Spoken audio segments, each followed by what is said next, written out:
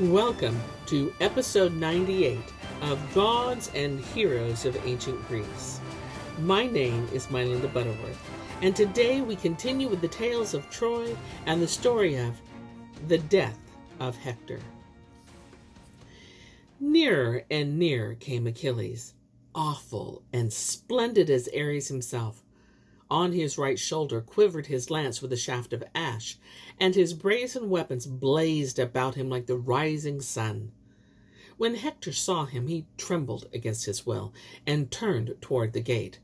But after him flew the son of Peleus, even as the hawk swoops on the dove, which tries to slip to his side in that, but the bird of prey darts straight in ruthless pursuit. So Hector ran along the walls of Troy, along the wagon track, and past the two bubbling springs of the Scamander, the warm and the cold, and on and on. A strong man fled, but a stronger followed. In this way they circled the city of Priam 3 times, and from Olympus the gods watched the spectacle with anxious hearts. "Weigh this well, O gods," said Zeus. "The hour of decision has come. Shall Hector, who brought us so many sacrifices, escape death once more, or fall brave though he be?" And Pallas Athene answered, "Father, what are you saying? Would you redeem from death a mortal whom fate has doomed long since? Do as you think best, but you must not expect the gods to approve." Zeus nodded to his daughter in token of his willingness to let her follow her own counsel, and like a bird, she flew down to the battlefield from the rocky heights of Olympus. There, Hector was still fleeing from his pursuer, who gained on him like a hound on a deer he has startled from its hiding place, and which he allows neither rest nor escape. And as he ran so fleetly, Achilles signed to his men that no one was to aim a missile at Hector, for he wanted the glory of being the first and only one to slay the most dreaded enemy of the Argives. When for the 4th time they had circled the walls and reached the springs of the Scamander, Zeus rose on Olympus, held out his golden scales, and placed them in 2 death lots, one for the son of Peleus and one for Hector. Then he held the scales in the middle and weighed. Hector's lot sank low towards Hades, and instantly Phoebus Apollo left him. But to Achilles came Pallas Athene and whispered, "Stand and compose yourself while I go to persuade your enemy to take courage and face you in fight." Obedient to the goddess, Achilles halted and leaned on his ashen spear, while she, assuming the shape of Dephobus, approached Hector and said, "Aye, elder brother of mine, how relentlessly the son of Peleus besets you. Come, let us make a stand and beat him off." Hector rejoiced at the sight of his brother and answered, "I always loved you better than my other brothers, Dephobus, but now that you have ventured out of the city to goad me on while the rest sit behind the walls, I honor and cherish you still more." And Dephobus, who was Athene, led Hector on to where Achilles was resting, and she went before, raising her lance. Hector was the first to speak. "I shall not flee from you any longer, son of Peleus," he said. "My heart urges me to confront you and fight until I slay you or am slain myself. But let us swear an oath before the gods. If Zeus grants me the victory, I shall not abuse you after death. But after I have stripped you of your armor, I shall give your body back to your people, and you shall do likewise." "I make no covenants," Achilles replied sullenly. "As little as lions can make friends of men, as little as lambs and wolves can live peaceably together, just as little can there be friendship between us. One of us shall sink bleeding to the ground. Muster what skill you have. You may cast the spear and fence with the sword, but you shall not escape me. For now you shall atone for all the grief you have brought my warriors with your weapons." So saying, Achilles hurled his lance, But Hector bent his knees, and the missile flew over him into the earth. Athene took hold of it, drew it out, and returned it to Achilles, unseen by Hector.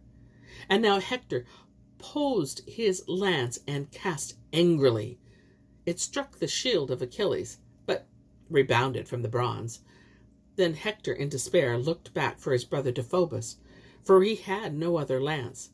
But Deiphobus had gone, and suddenly Hector knew that Athene had tricked him, and that his last hour had come. Unwillingly to sink into the dust ingloriously, he drew his mighty sword from the sheath at his hip, and swinging it in his right hand, rushed forward as an eagle swoops on a lamb or a hare flattened against the earth. The son of Peleus did not wait for the thrust.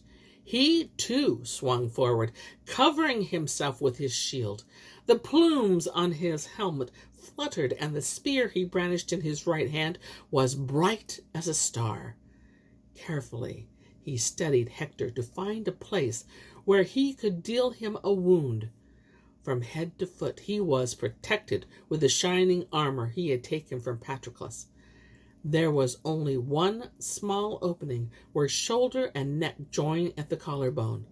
Achilles aimed carefully at this vulnerable part of his neck and pierced it with such violence that the point came out at the back of his neck. But the spear had not cut the windpipe, so that Hector could still speak, even though he had fallen, while Achilles jubilantly proclaimed that he would leave his body for the dogs and birds to devour. At that, Hector pleaded with him, though his breath grew fainter and fainter. "By your life, Achilles, I implore you, by your knees, by your parents, do not let the dogs mangle my flesh. By the ships of the Argives, take bronze and gold as much as you want, but send my body to Troy, that the men and women of Priam's city may heap a pyre for me with due rites." But Achilles scowled, shook his head, and replied, "Do not entreat me by my knees and my parents, But Achilles scowled, shook his head, and replied, "Do not entreat me by my knees and my parents, you who have murdered my friend. No one shall drive the dogs from your flesh, not if your countrymen pledged me 20-fold ransom, not if Priam gave me your weight in gold." "I know you," Hector moaned, dying. "I know that you would be implacable. Your heart is of iron. But you will remember my words when the gods avenge me. When at the high Scian gates you fall from the deadly shaft directed by Phoebus Apollo, when you sink into the dust, even as I." As the last prophetic words left his lips, the soul of Hector departed from his body and winged its ways down to Hades. But Achilles shouted after it, "Die! My fate shall befall me when Zeus and the other gods decree." So saying, he drew the spear from the body, laid it aside, and stripped slain Hector of his blood-stained armor. And now, from the Argive host, many warriors came out and admired the stature and face of Hector, and how goodly were his limbs. And many a one touched him and said, "Strange, how much gentler he is now than when he hurled the firebrand into our ships." Then Achilles stood up among the Achaeans and said, "Friends and heroes, now that the gods have permitted me to vanquish this man who did us more harm than all the others put together, let us approach the city and try to discover whether they will surrender the citadel or dare to offer resistance, even without Hector. But why do I waste my time in talking? Does not my friend Patroclus still lie unburied by the ships? Let us sing the song of victory and bring my friend the victim I have slain to avenge his death." With these words, Achilles bent down to Hector's body, pierced the tendons of both feet between the ankle and heel, threaded thongs of oxhide through the openings, and made them fast to his chariot. Then he leaped in and goaded his chariots toward the ships, letting the corpse trail on the ground. Clouds of dust rose about the dragged body, and the head, which only a little before had been so fair, drew a furrow through the sand, and the hair was matted and soiled. Looking down from the wall, Hecuba beheld her son and tore off her shining veil. King Priam, too, wept and made lament, and the city resounded with the cries and moans of the Trojans and their allies. In his anger and grief, the old king could scarcely be restrained from rushing out the Scaean gates in pursuit of the slayer of his son. He threw himself on the ground and cried, "Hector! Hector, I forget all my other sons whom the enemy has killed in my sorrow for you. Oh, had you but died in my arms." Atramache, Hector's wife, knew nothing of all this, for no messenger had come to her, and she thought her husband was still within the walls of Troy. Serenely, she sat in her chamber and embroidered stuff on Tyrrhenian purple in bright colors.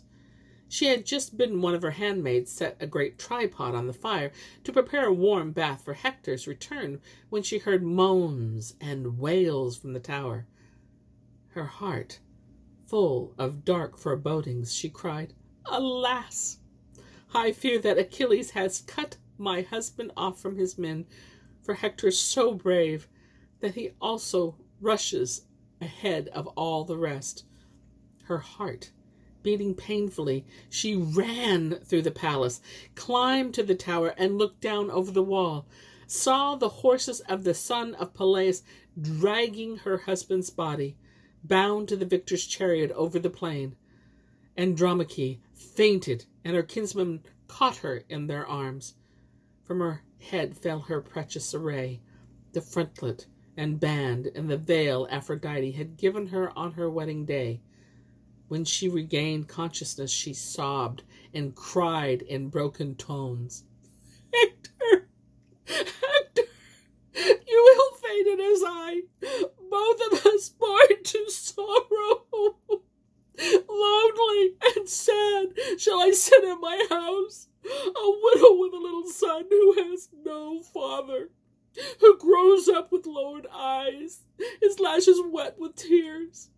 He will have to beg among his father's friends and pull this one and that one by the cloak that he may give him food and drink. And sometimes a child whose parents are both living and thrust him from the board, saying, 'Go away, your father is not at the feast.' And then he will weep and seek refuge with his mother who has no husband. For the dogs will devour Hector, and the worms shall take what is left. Of what use now are the fine and splendid tunics stored in my chest? I shall burn them, for never again will they adorn my husband." So she said, weeping, and her women joined in her lament. And here is where I end my tale for today. But I'll be back with more tales, many more tales.